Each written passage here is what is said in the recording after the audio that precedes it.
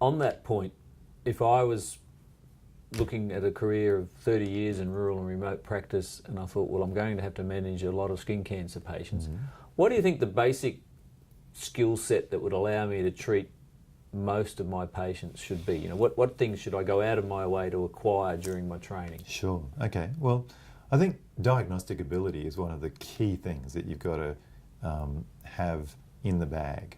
You've got to understand what the diagnoses are, and you've got to have a good familiarity with how to make the diagnosis based on clinical signs and symptoms and so forth. So diagnosis is key. There are lots of resources when it comes to learning about the features of skin cancer. There are lots of resources electronically for learning about how to perform surgical and non-surgical treatments for skin cancers. There are great books. There's good video material, particularly on Tele-Derm.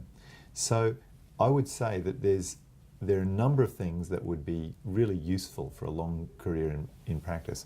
One is to understand the benefits of good equipment and to invest enough, not a lot, but enough money in good quality surgical equipment and maybe a diathermy unit so that you feel confident that you can cope with the things that come through the door in the majority of situations. I think that having a good quality camera that allows you to record preoperative images that you can maybe send for consultation or keep for reference, and particularly post-operative images, especially where something's gone wrong. There's nothing like having a complication to help you learn. And if you can take photographs of your complications, it can really help you not have that same complication again if you discuss it with a mentor, a surgeon, somebody who's had more experience than yourself. I think that having a mentor is a really useful thing. That might be somebody more senior in the same practice who's done more, seen more. It might be a connection that you've made in your training, somebody who you've worked with in a surgical unit, a dermatological unit, who you know and find approachable, that you can use as a resource, that can be your agony aunt, that you can ring up when you've done something that you think might be stupid, and they can help you through the consequences and what to do about it.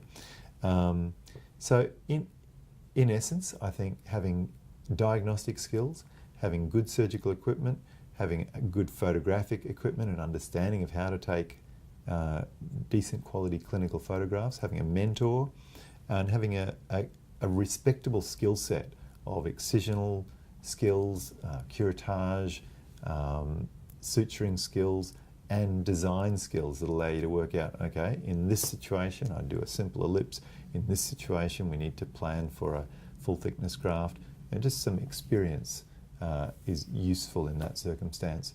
That can sometimes be gained in a unit that you might do a rotation through, or it might be gained by observation sessions.